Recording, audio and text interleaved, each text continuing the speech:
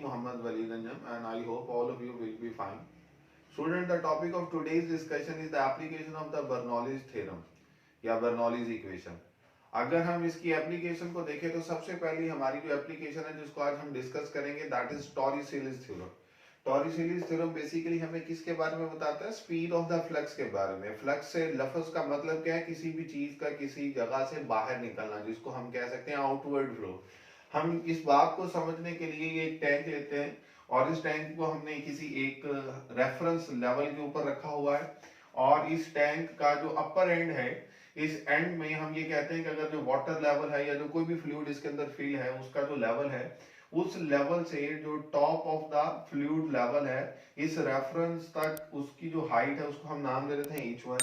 और यहाँ पर एक हमारे पास इसी टैंक में अगर एक होल या एक ऑरिफिस डिवेल्प हो जाता है, इस होल को हमने ऑरिफिस का भी नाम देना है. ऑरिफिस का भी क्या मतलब होता है? सुराख ही होता है.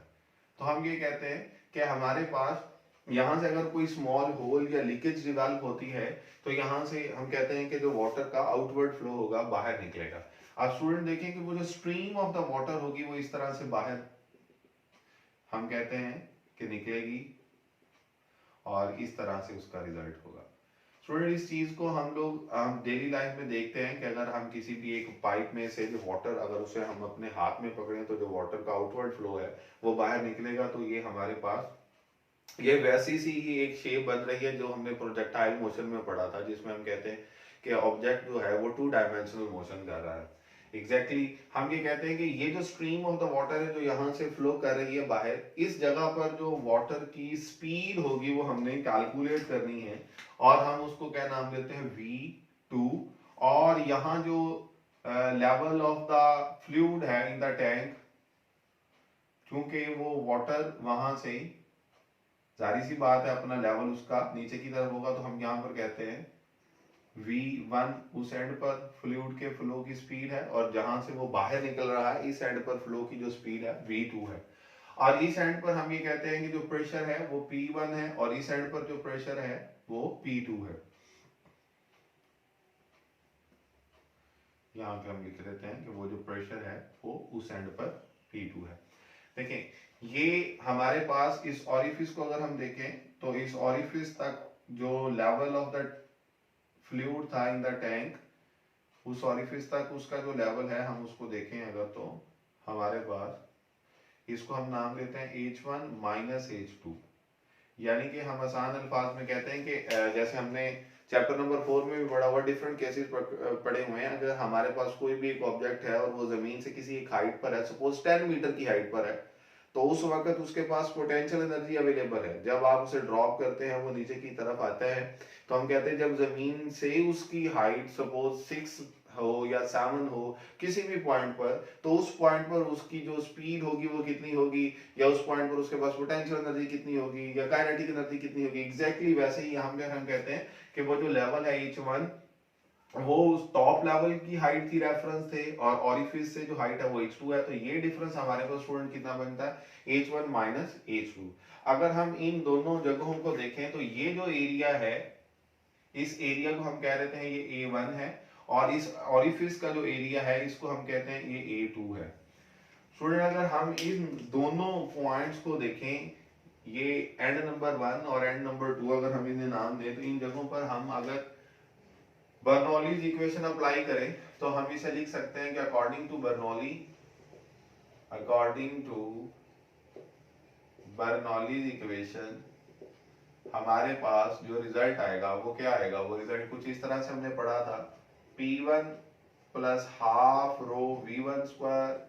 Plus rho g H1 is equals to P2 plus half rho V2 square plus rho g H2.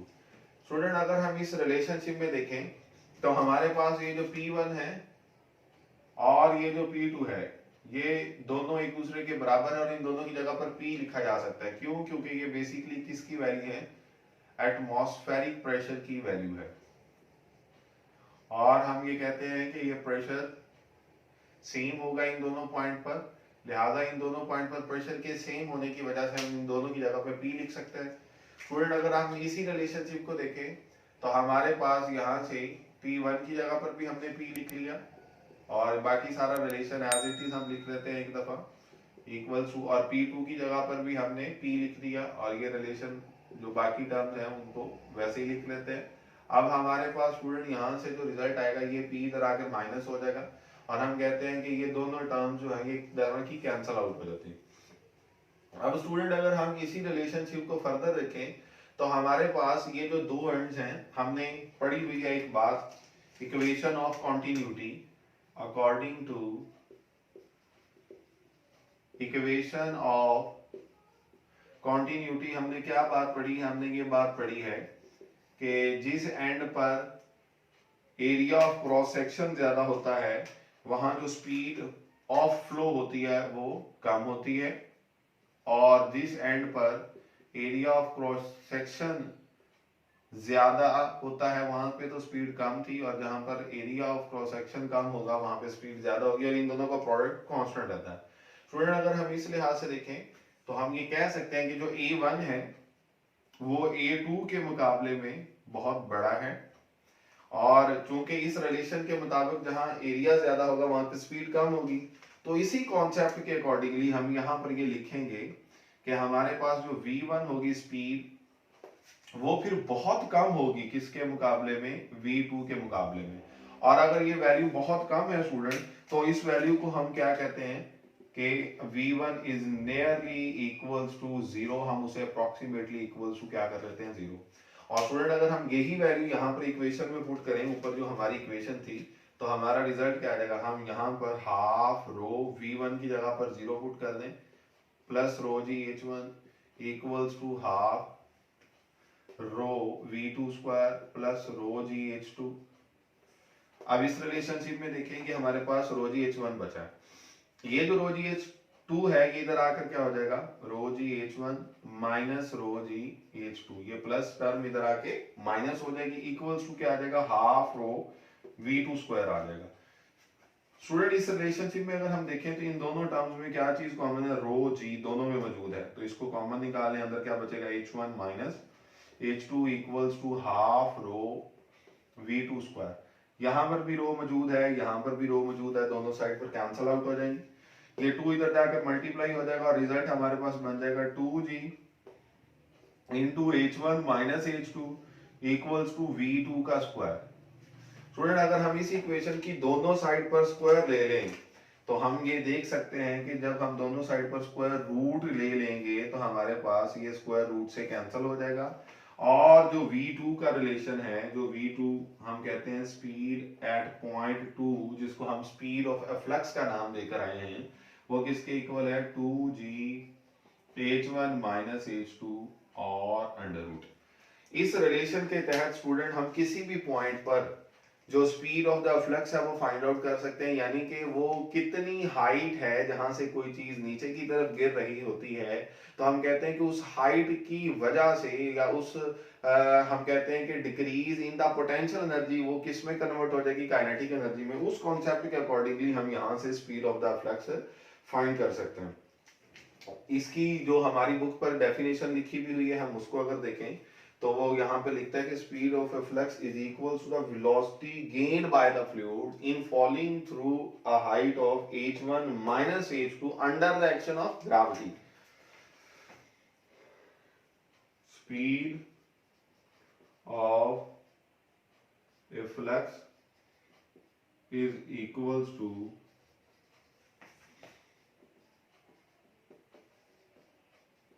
velocity gain by fluid in falling through H1 minus H2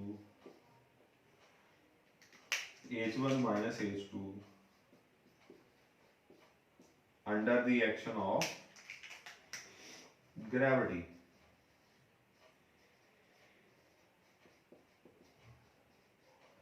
under the action of gravity. तो student ये हमारा relationship है, इसको हम कहते हैं कि ये स्पीड ऑफ अ फ्लक्स को कैलकुलेट करने के लिए इस्तेमाल किया जाता है। इस रिलेशनशिप के जरिए से बड़ी आसानी के साथ हम ये देख सकते हैं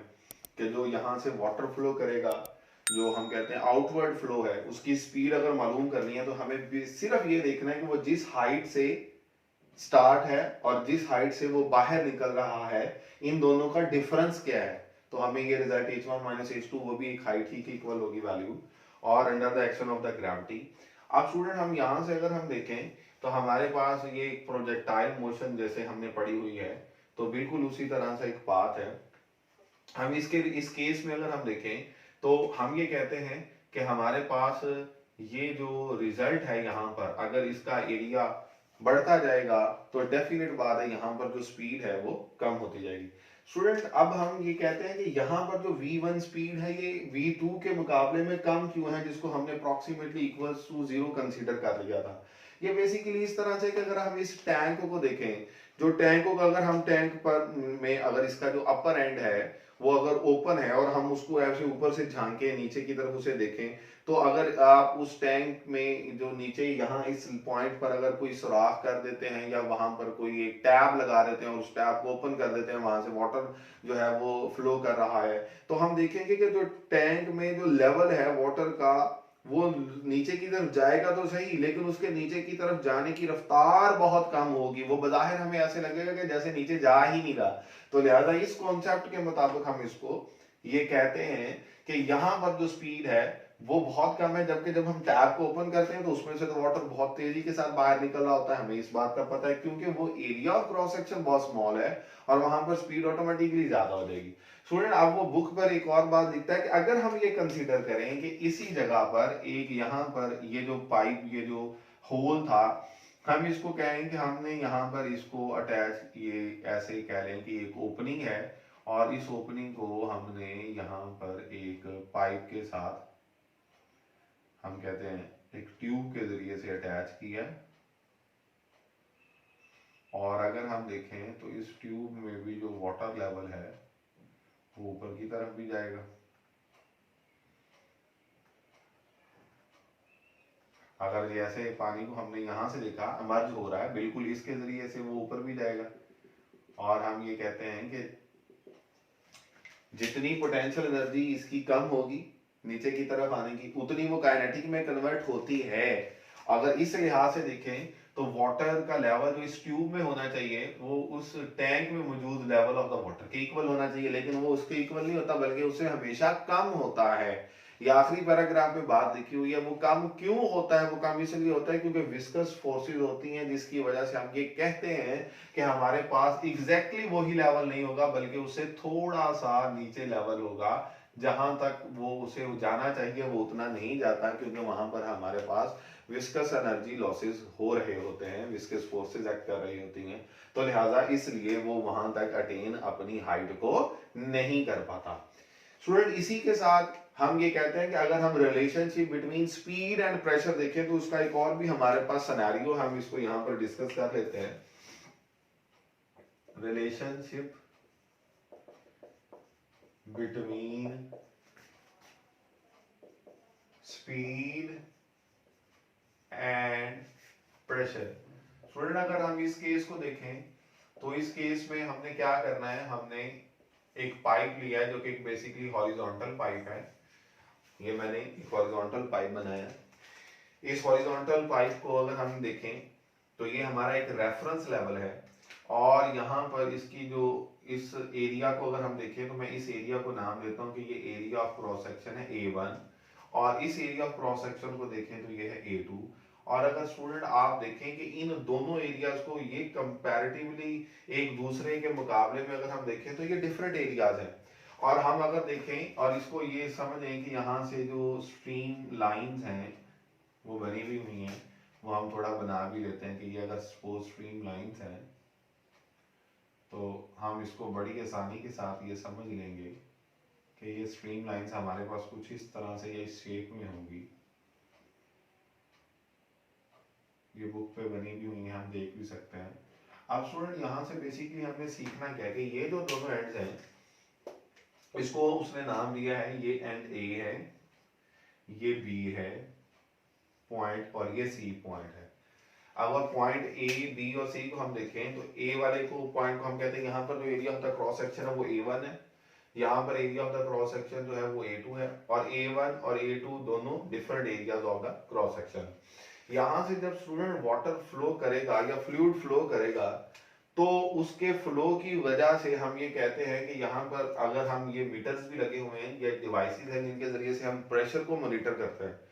जो हमें प्रेशर की वैल्यूज के बारे में बताते हैं। स्टूडेंट बर्नौलीज इक्वेशन में हमने ये टर्म 3 जो पढ़ी थी, प्रेशर और उसके साथ kinetic energy per unit volume और potential energy per unit volume, वो दरअसल तीनों प्रेशर्स ही हैं। एक स्टैटिक प्रेशर है, एक डायनामिक प्रेशर है और एक प्रेशर विद द डेप्थ है। लेकिन यहाँ पर जो मोस्टली हमारा प्रेशर से कंसर्न होता है, आप इसको इमेजिन करेंगे अगर यहाँ पर जो वाटर है वो फ्लो नहीं कर रहा, वो वाटर रेस्ट पर है, इस ये फुल ऑफ वाटर है पाइप, और हम ये कहते हैं इसके अंदर फ्लूइड मौजूद है, लेकिन ये रेस्ट पर है। और अगर ये रेस्ट पर है तो स्टूडेंट इसके जो मॉलिक्यूल्स होंगे तो वो तो उनकी जो थर्मल काइनेटिक एनर्जीज होंगी उनके जरिए से वो मूव कर रहे होंगे या ऑसिलेट कर रहे होंगे। हम ये कहते हैं कि वो इस पाइप की जो वॉल्स है या जो बाउंड्रीज है उन पर एक फोर्स लगाएंगी, और उस फोर्स की वजह से एक प्रेशर होगा, और उस प्रेशर को हम कहते हैं कि वो दरअसल स्टैटिक प्रेशर है। यानी कि जब रेस्ट पर मौजूद था वो फ्लूइड, तो हम ये कहते हैं कि उसने जो वॉल्स ऑफ द पाइप पर फोर्स लगाई पर यूनिट एरिया, वो उसका स्टैटिक प्रेशर है। और अगर हम ये कहेंगे वही जो फ्लूइड है वो फ्लो कर रहा है, तो जाहिर सी बात है वही पार्टिकल्स जो इस पर प्रेशर एग्जर्ट कर रहे थे, मैं उसको बनाने के लिए यहाँ पर के ये डॉट्स है, सपोज ये वो पार्टिकल्स हैं जो किसी भी जगह पर या किसी भी एरिया पर प्रेशर लगा रहे होते हैं। सपोज ये मैं इस तरह से बना देता हूँ, और उसकी वजह से जो प्रेशर है जिसको हमारा ये जो डिवाइस है या जो इंस्ट्रूमेंट है ये मेजर करके बताता था, अब अगर यही जो फ्लो करना शुरू कर दे तो यहाँ पर जो प्रेशर होगा क्या स्टूडेंट उतना ही होगा? पार्टिकल्स अब आगे जा रहे हैं, तो पार्टिकल्स के आगे जाने की वजह से इस एंड पर जो स्टैटिक प्रेशर होगा वो पहले की निस्बत क्या हो जाएगा, कम हो जाएगा या बढ़ जाएगा। तो अब यहाँ से ये हमने रिजल्ट निकालना है कि हमारे पास इस एंड पर जो प्रेशर है वो कुछ और है, इस एंड पर प्रेशर कुछ और है, यहाँ पर प्रेशर कुछ और है, और यहाँ हमने ये जो मीटर्स लगे हुए हैं इनकी जो नीडल्स हैं इनके ऊपर स्केल बना हुआ है, नीडल्स की मूवमेंट के जरिए से हमें पता चल जाएगा कि प्रेशर की क्या वैल्यूज हैं। स्टूडेंट अगर हम देखें तो हमारे पास ये जो एंड है, इस एंड में जो सेंटर पॉइंट है, इस सेंट्रल पॉइंट की इस रेफरेंस से जो हम कहते हैं हाइट है वो h1 है, और इस एंड की इसको अगर हम इस पॉइंट को देखें पॉइंट बी को, और इसके सेंटर को अगर हम देखें तो इसके सेंटर से या रेफरेंस से इस पॉइंट तक जो हाइट है वो h2 है, और ये हमारे सामने है कि ये दोनों हाइट्स h1 और h2 एक दूसरे के इक्वल हैं। और अगर स्टूडेंट ये दोनों एक दूसरे के इक्वल हैं तो हम इन दोनों की जगह पर क्या लिख सकते हैं, इंच लिख सकते हैं। स्टूडेंट हम लोगों ने जो बर्नौली इक्वेशन पढ़ी है, अगर हम ये कहें कि इस जगह पर जो प्रेशर है वो P1 है और इस जगह पर जो प्रेशर है वो P2 है, और यहाँ जो वाटर के फ्लो की स्पीड है अगर मैं उसको कहूँ वो V1 है, और यहाँ पर अगर हम उस स्पीड को कहें कि वो V2 है, तो स्टूडेंट यहाँ पर हम रिजल्ट देख सकते हैं कि अगर हम बर्नौली इक्वेशन अप्लाई करेंगे P1 plus half rho V1 square plus rho g H1 is equals to P2 plus half rho V2 square plus rho g H2। स्टूडेंट चूंकि मैंने ये कहा कि H1 is equals to H2, क्योंकि central point की दोनों रेफरेंस से, क्योंकि ये हॉरिजॉन्टल पाइप है तो हर जगह पर चाहे किसी भी हम कहते हैं सेंटर पर उस रेफरेंस से हाइट को अगर हम देखें तो वो हम कह सकते हैं सेम है, और अगर वो सेम है तो हम यहाँ पर H1 और H2 की जगह पर H लिख लेते हैं, तो हमारा रिजल्ट क्या बन जाएगा, P1 plus half rho V1 square plus rho g H is equals to P2 plus half rho V2 square plus rho g H। अब स्टूडेंट दोनों साइड पर रो जी H है तो ये टर्म तो सेम होने की वजह से कैंसिल आउट हो जाएगी,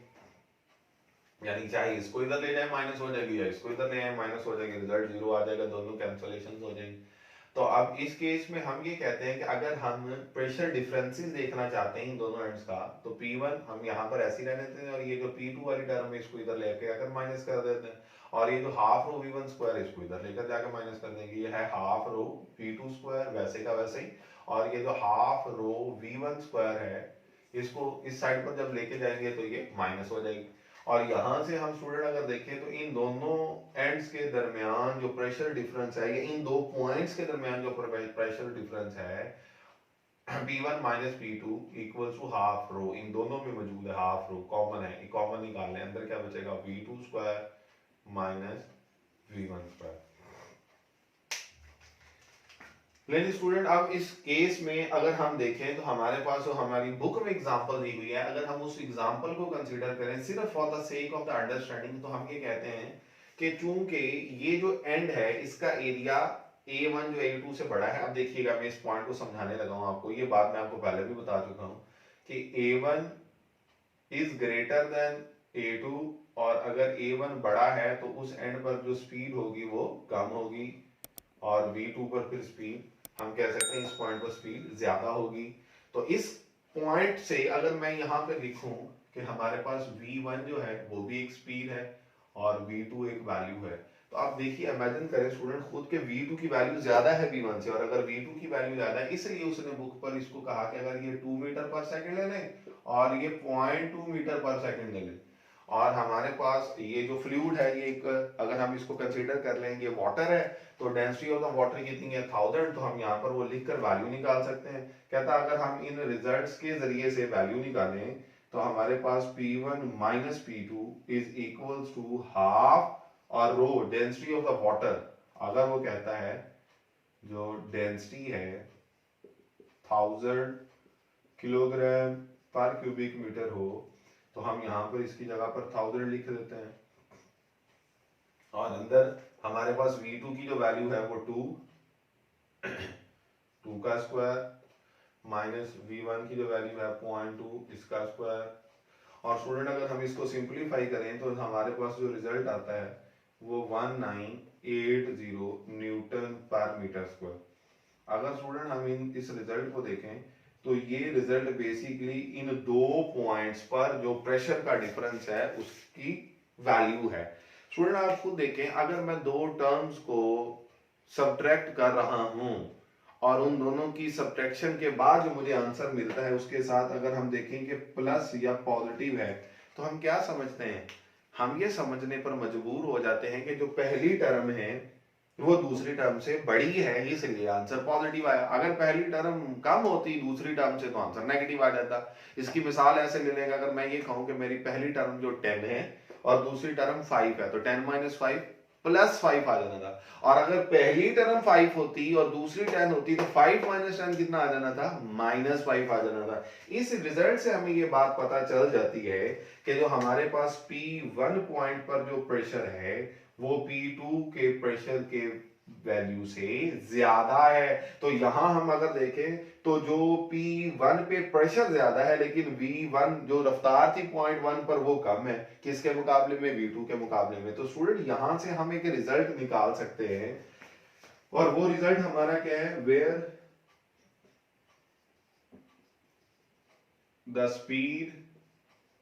of fluid is high pressure will be low. जहां पर स्पीड हाई होगी वहां पर जो प्रेशर होगा वो क्या होगा स्टूडेंट, लो होगा। अगर हमारी किसी जगह पर स्पीड हाई है तो प्रेशर लो होगा, यानी कि यहां से हम ये कह सकते हैं कि प्रेशर और स्पीड का एक दूसरे के साथ इनवर्स रिलेशनशिप है। देखिएगा, pressure varies inversely with the speed. अब ये बड़ा इंपॉर्टेंट पॉइंट मैंने लिख लिया इसी रिजल्ट से। इसी तरह से स्टूडेंट हमने ये पढ़ा कि जो area that is also inversely proportional to the speed, जहां एरिया कम होगा वहां स्पीड ज्यादा होगी, जहां एरिया ज्यादा होगा वहां स्पीड कम होगी। तो हम ये कहते हैं इन दोनों पॉइंट से देखें तो हम इससे जो रिजल्ट बना सकते हैं वो ये बना सकते हैं कि pressure is directly proportional to the area of the cross section। और हम इस रिजल्ट के अकॉर्डिंगली ये देखते हैं कि जिस जगह पर हम इस पॉइंट को याद कैसे रखेंगे, क्योंकि बेसिकली हमने यहाँ पर स्टैटिक प्रेशर की जो ज्यादा डिस्कशन की है P1 P2 की, तो हम ये कहते हैं कि जिस जगह area of the cross section ज्यादा होगा वहां पर प्रेशर भी ज्यादा होगा।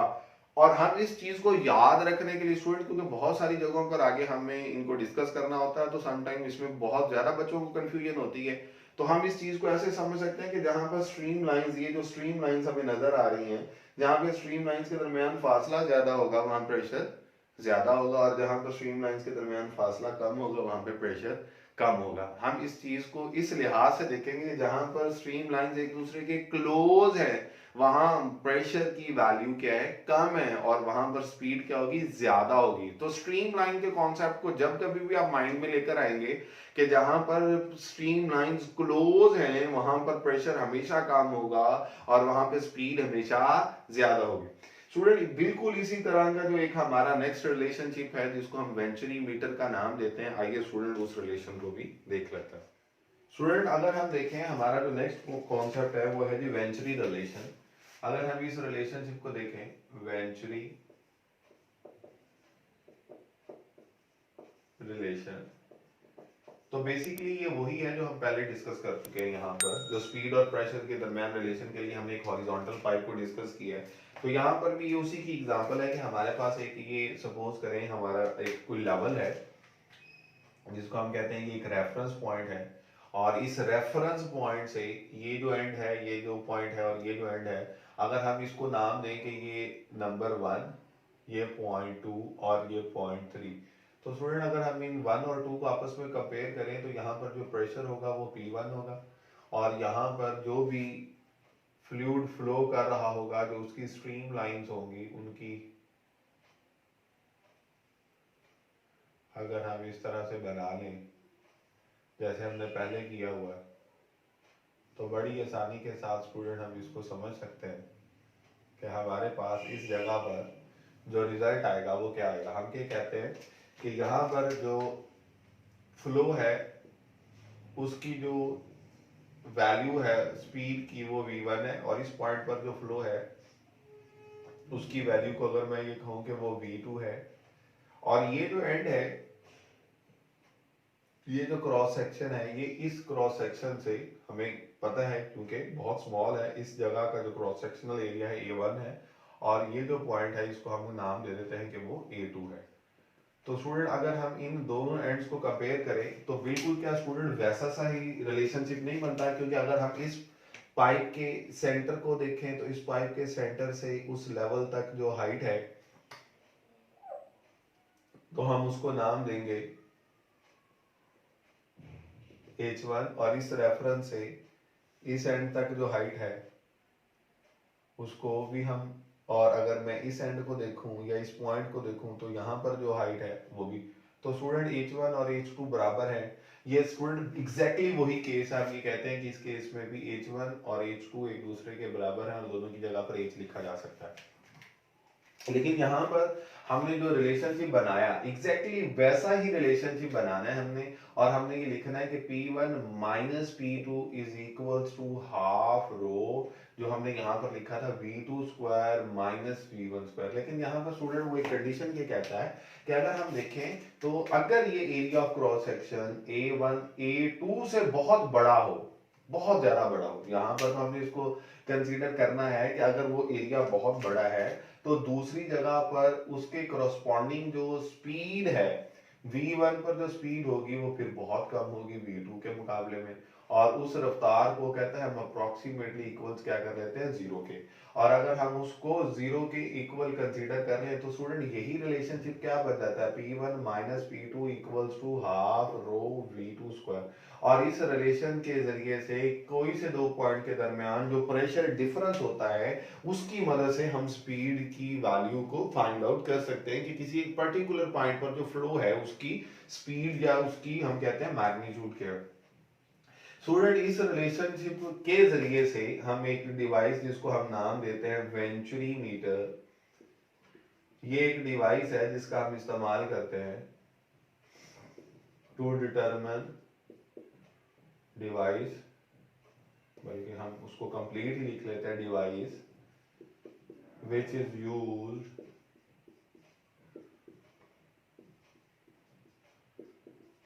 to determine the speed of the fluid उसको हम क्या नाम देते हैं, इवेंचुअली मीटर का नाम देते हैं। स्टूडेंट इस चीज को समझने के लिए यहाँ पर एक जो डिफरेंस है उस पाइप से हमारे पास, वो क्या है कि अगर हम एक ट्यूब ले लें और इस ट्यूब में हम क्या करें, मरकरी को फिल करें, तो हम ये कहते हैं कि स्टूडेंट जब हम मरकरी को इस अलहदा से ट्यूब में फिल करेंगे तो जिस लेवल पर मरकरी का जो लेवल इस एंड ट्यूब में इस एंड पर होगा, बिल्कुल इसी जगह पर भी वही होगा। हम इसको इस तरह से बना भी देते हैं ये पॉइंट्स ऐसे, ताकि समझने में थोड़ी आसानी हो जाए। अब स्टूडेंट ये बड़ा इंपॉर्टेंट पॉइंट है जो हम यहाँ से डिस्कस करेंगे। अगर हम देखें तो ये दोनों सेम लेवल है और इन दोनों की हाइट में कोई डिफरेंस नहीं है, ठीक है। और स्टूडेंट अगर आप इमेजिन करें कि मैं इसी ट्यूब को यहाँ से उठाऊं और इधर लगा दूं, अब ये देखिएगा मैं इसी ट्यूब को इस और इस एंड के साथ अगर जोड़ दूं, ये देख लेंगे, आपको समझने में आसानी हो जाएगी।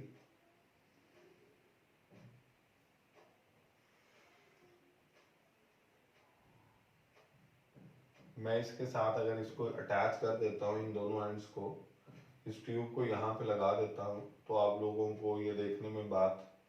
समझ आएगी कि पहले इन दोनों एंड्स में जो वर्टिकल एंड्स हैं ट्यूब के, हम ये कह सकते हैं कि इन दोनों में जो लेवल ऑफ द मरकरी था वो सेम था। लेकिन जब यहां पर अटैच करेंगे इस पाइप के साथ जिसमें कोई फ्लूइड फ्लो कर रहा होगा, तो स्टूडेंट हमने अभी यहां पर क्या पढ़ा है कि यहां पर जो प्रेशर P1 है इस जगह पर वो ज्यादा है, और इसमें से जो मरकरी जो यहाँ पर मौजूद है बिल्कुल यहाँ पर ऐसे था, इसमें क्या होगा कि ये अगर लेवल था ना मरकरी का इस एंड में, तो इधर वो मरकरी का लेवल इसके मुकाबले में ऊपर होगा। अच्छा ये बड़ी इंपॉर्टेंट बात है। वो क्यों? वो इसलिए कि यहाँ पर तो ऐसे नहीं था, यहाँ पर ऐसे क्यों हो गया? वो इसलिए हो गया क्योंकि इस एंड पर जो यहाँ पर जो प्रेशर है P1 वो P2 से ज्यादा है। हमने ये बात अभी पढ़ी है कि यहाँ पर जो प्रेशर है P2 उसकी वैल्यू कम है और P1 की वैल्यू ज्यादा है। और अगर यहाँ प्रेशर ज्यादा है तो हम ये कहते हैं कि ये ज्यादा फोर्स लगाएगा, यहाँ पर मॉलिक्यूल ज्यादा फोर्स एक्सर्ट करेंगे मरकरी पर और उसका लेवल नीचे होगा। और यहाँ पर प्रेशर क्योंकि कम है तो हाई प्रेशर से लो प्रेशर की तरफ ये मरकरी ऑटोमेटिकली आप देख सकते हैं इस जगह से, हम कहते हैं कि इस पाइप में उसकी वैल्यू हाइट की कम होगी और इस जगह पर ज्यादा होगी। और ये स्टूडेंट इन दोनों के दरमियान इसको हम कहते हैं कि ये वो हाइट डिफरेंस है जो क्रिएट हुआ है किसकी वजह से? प्रेशर डिफरेंस की वजह से। अगर प्रेशर डिफरेंस ना होता तो ये हाइट डिफरेंस भी नहीं होता। ये अलग से जब हमने ट्यूब को देखा तो एग्जैक्टली वैसी थी। स्टूडेंट आई होप कि इसमें ये तीनों पॉइंट हमने बड़ी अच्छी तरह से बड़ी डिटेल में डिस्कस कर दिए। सेम तरह की इसमें सारी डिस्कशन है। अब हमारे पास इसकी एप्लीकेशन में स्टूडेंट एक एप्लीकेशन है स्विंग ऑफ द बॉल। अगर हम उसको देखें, जो टेनिस बॉल होती है, कहता वो स्विंग कैसे करती है। कहता अगर हम बॉल की इस तरह से एक डायग्राम बना लें तो कहता है इस बॉल को अगर हम देखें तो बेसिकली जब इस बॉल को ये हवा में मूव कर रहा होता है तो हम ये कहते हैं कि इसमें कर्व क्यों आता है, कर्वेचर क्यों प्रोड्यूस होता है, स्विंग कैसे हो जाती है। कहता है कि इसकी एक साइड पर जो स्ट्रीम लाइंस हैं किसकी, एयर की, वो एक दूसरे के बहुत क्लोज हैं, और दूसरे एंड पर अगर हम स्ट्रीम लाइंस को देखें तो वो एक दूसरे से कंपैरेटिवली दूर है। तो यहाँ पर मैं अभी आपको एक हिंट बता कर आया हूं, जहां पर स्ट्रीम लाइंस एक दूसरे के बहुत क्लोज होंगी वहां पर स्पीड बहुत क्या होगी, ज्यादा होगी। तो इस एंड पर स्पीड हम कहते हैं हाई होती है, और स्पीड अगर हाई होगी तो प्रेशर क्या होगा, लो होगा। और करस्पॉन्डिंगली यहाँ पर अगर हम देखें तो जो स्पीड होगी वो लो होगी और प्रेशर क्या होगा, हाई होगा। और अगर हम यहाँ पर देखें कि हाई प्रेशर और लो प्रेशर डिफरेंस की वजह से ऑटोमेटिकली इस बॉल में एक स्विंग प्रोड्यूस हो जाएगा। स्टूडेंट आप लोगों ने ये बात सुनी होगी कि बॉल टेम्परिंग, जैसे हम क्रिकेट की अगर बात करें तो बॉल टेम्परिंग अलाउड नहीं होती। रीजन भी इसीलिए क्योंकि अगर बॉल की एक साइड को आप रफ कर देंगे, उस पर कोई नाखून मार के या उस पर कोई हम कहते हैं किसी भी तरह से जमीन के साथ उसको रगड़ कर या पाँव मारकर, तो हम उसको कहते हैं कि उस साइड को टेम्पर कराने से मराद बेसिकली ये है कि उसकी सरफेस को आप रफ कर रहे हैं। और जो रफ सरफेस होगी वहां पर जो एयर का फ्लो होगा, जो स्पीड जब वो एयर में से वो ऑब्जेक्ट पास कर रहा होगा, फ्लूइड में से पास कर रहा होगा, तो वहां लगने वाली फोर्स कुछ और होगी और दूसरा जो एंड है वहां पर कुछ और होगी, और ऑटोमेटिकली यहाँ पर जब हमारे पास स्ट्रीम लाइंस के जो फ्लो की हम ये कह सकते हैं कि वैल्यूज डिफरेंट होगी, स्पीड डिफरेंट होगी, तो प्रेशर का डिफरेंस भी आ जाएगा, जिसकी वजह से हम कहते हैं बॉल के अंदर स्विंग प्रोड्यूस होता है। स्टूडेंट इसी तरह की एक और एप्लीकेशन है, या हम कहते हैं एग्जांपल है, वो क्या है, लिफ्ट ऑफ एन एरोप्लेन। ठीक है ना जी, एरोप्लेन को जो उसके विंग को लिफ्ट मिलती है, लिफ्ट से मुराद के उसको एक ऐसी फोर्स मिलती है या हेल्प मिलती है जिसकी वजह से वो ऑल दो हैवी होने की वजह से भी हम कहते हैं कि ऊपर की तरफ उसको लिफ्ट आसानी के साथ करवाया जा सकता है। उसकी वजह यही होती है कि जो एरोप्लेन के विंग्स होते हैं ना, अगर हम यहाँ पर थोड़ा सा उसको समझने की कोशिश करें कि ये एरोप्लेन का एक विंग है, हम सिर्फ विंग की बात कर रहे हैं, तो इस विंग की ऊपर वाली साइड को अगर हम देखें तो यहाँ पर जो लाइंस होती हैं वो एक दूसरे के बहुत करीब होती हैं, और अगर स्ट्रीम लाइंस एक दूसरे के बहुत करीब होंगी, और यहाँ पर अगर हम देखें तो वही स्ट्रीम लाइंस एक दूसरे से दूर है। और अभी हम पढ़ कर आए हैं, ये पॉइंट हमने लिखा भी हुआ है कि जहां पर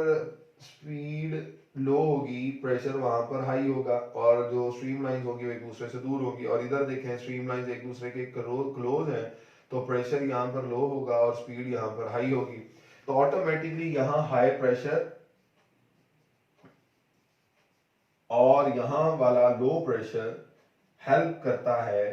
हाई से लो की तरफ इसको एक अपलिफ्ट मिलती है, और हम कहते हैं कि एरोप्लेन का जो विंग है वो हेल्प करता है उस एरोप्लेन को ऊपर की तरफ लिफ्ट करवाने के लिए। इसी तरह से हम कहते हैं कि जो हमारे पास स्प्रे पेंट की बॉटल्स हैं या परफ्यूम बॉटल्स हैं, उसके अंदर भी ऐसे ही होता है कि हमारे पास उसके ऊपर एक नोजल होती है, अगर हम उसके बटन को प्रेस करें तो वहां से जो एयर है वो फ्लो करती है, और एयर के फ्लो की वजह से वहां पे प्रेशर कम हो जाता है, और उसके अंदर जो फ्लूइड है उसका प्रेशर ज्यादा है, तो वो प्रेशर हाई प्रेशर से लो प्रेशर की तरफ पार्टिकल्स बाहर आ जाते हैं। इसी तरह से स्टूडेंट हम अगर हम किसी भी स्मोक की बात करें जो चिमनी में नीचे से ऊपर की तरफ जा रहा होता है, चिमनी हालांकि बहुत बड़ी ऊपर हाइट अगर उसकी देखें तो बहुत ज्यादा, लेकिन फिर भी जो स्मोक है वो ऑटोमेटिकली ऊपर क्यों किस तरह से जाता है, इसी बेस पर जाता है कि हम अगर देखें इस रूम के अंदर जहां पर मैं खड़ा हूं, यहाँ पर हवा जो हम कहते हैं कि जो एटमॉस्फेरिक एयर है या जो प्रेशर है, अब अगर हम देखें तो हमें समझना आसान हो जाएगा कि बाहर जो हवा चल रही होती है क्या हमें कमरे के अंदर ज्यादा महसूस होगी या बाहर ज्यादा महसूस होगी, तो हमारा सबसे पहला पॉइंट ये आता है सर कमरे में तो कम महसूस होगी।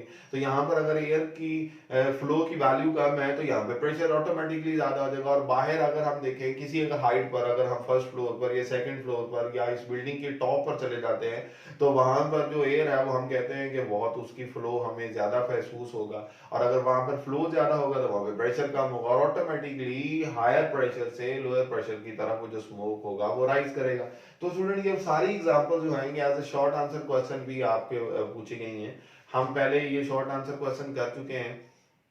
अब ये जो बर्नौली इक्वेशन वाला क्वेश्चन है उसमें उसने ये पूछा है कि बर्नौली इक्वेशन है क्या और उसकी एप्लीकेशंस क्या है, तो ये आपने उसकी 3-4 एप्लीकेशंस लिख देनी है। स्विंग ऑफ द बॉल है, अपलिफ्ट ऑफ द एरोप्लेन है, rising of the smoke in the chimneys है, परफ्यूम या स्प्रे बॉटल्स की वर्किंग है, ठीक है ना जी। और इसी तरह से हम स्टूडेंट इसके बाद नेक्स्ट क्वेश्चन है कि अगर आप एक फास्ट मूविंग ट्रेन के करीब खड़े हैं तो क्या कोई आपको खतरा है वहां पर खड़े होने की वजह से, तो बिल्कुल स्टूडेंट अगर हम देखें कि अगर कोई ट्रेन हमारे करीब से बहुत तेजी के साथ गुजरेगी तो हमारे दरमियान और उस ट्रेन के दरमियान जो एयर है उसका जो फ्लो होगा वो बहुत ज्यादा होगा, और हाई फ्लो या हाई स्पीड की वजह से यहाँ पर प्रेशर कम होगा, और हमारे पीछे वाला जितना भी रीजन होगा हमारी बैक साइड पर अगर हम देखें तो वहां जो एयर का फ्लो होगा वो कंपैरेटिवली यहाँ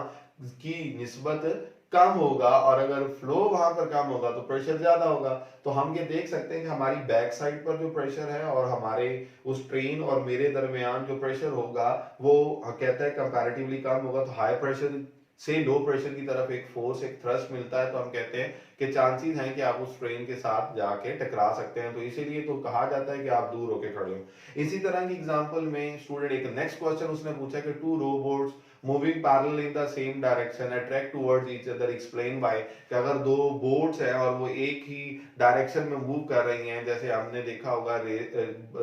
बोट रेसिंग है, तो जब वो रेस लगी होती है और दोनों बोट्स एक दूसरे के करीब अगर सपोज है तो इनके दरमियान में प्रेशर कम हो जाएगा और साइडों पर प्रेशर ज्यादा होगा। दरमियान में प्रेशर क्यों कम होगा, क्योंकि अगर हम दरमियान की बात करें तो जहां से वो मूव कर रही है वहां जो फ्लो ऑफ द वाटर है